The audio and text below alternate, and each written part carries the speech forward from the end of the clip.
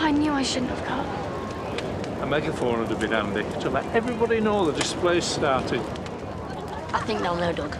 If the police see this lot go up, we're back inside by Christmas. Tell Doug to be careful.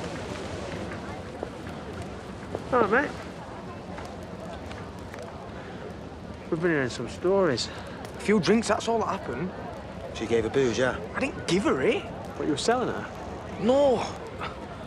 What I'm saying is she's not a total innocent. No, I don't mean it like that, in that way. Yeah, she wasn't up for it at all. Can't you do something? Maybe this will distract him.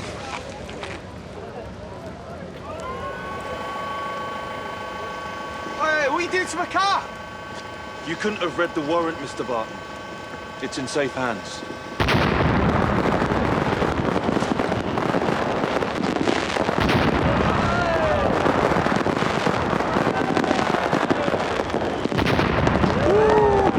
You've pulled out all the stops this time, eh? Oh, dear. Brenda's hurt! What have you done? I burnt my hands. Oh, it's a miracle you haven't blown your head off. These aren't fireworks, they're weapons of mass destruction. Come on, let's get these under a cold tap.